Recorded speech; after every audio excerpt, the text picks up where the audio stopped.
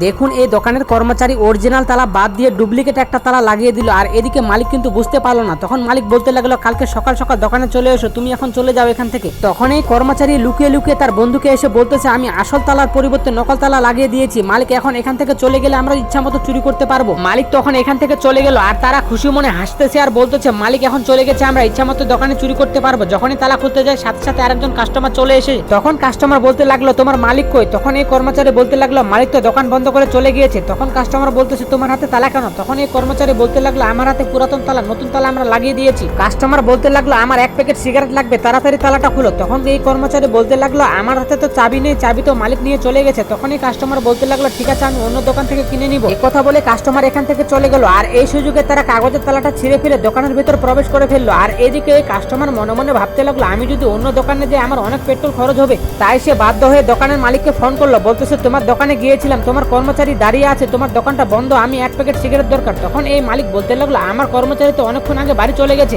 এই কথা শুনে মালিকের মাথায় টেনশন ঢুকে গেল। মালিক বলতেছে নিশ্চয়ই কোনো গড়বড় রয়েছে, আমাকে এখনই দোকানে যেতে হবে। আর এদিকে এই চোর দুটো দোকানের ভিতর প্রবেশ করলো, বলতেছে দামি দামি মালগুলো সব নিয়ে চলে যাবো আজকে। এদিকে চোর দুটো কিন্তু দোকানের ক্যাশ খুলে ফেলেছে এবং দামি দামি বড় বড় নোটগুলো তার পকেটের ভিতর ভরতেছে। আর এইদিকে মালিক কিন্তু চলে এসেছে, বলতেছে দোকানের শাটার কেন খোলা? মালিক তার পিছনে গিয়ে বলতেছে আমাকে এক প্যাকেট সিগারেট দাও। যখনই সিগারেট দিতে যায় হাতে নাতে ধরা খেয়ে গেল। মালিক বলতে লাগলো তুই আমার দোকানে কর্মচারী, আমার দোকানে চুরি করছিস, আজকে তোকে ইচ্ছা মতো ধোলাই করব। আপনার মাকে ভালোবেসে থাকলে ভিডিওটিকে লাইক করে চ্যানেলটিকে সাবস্ক্রাইব করুন।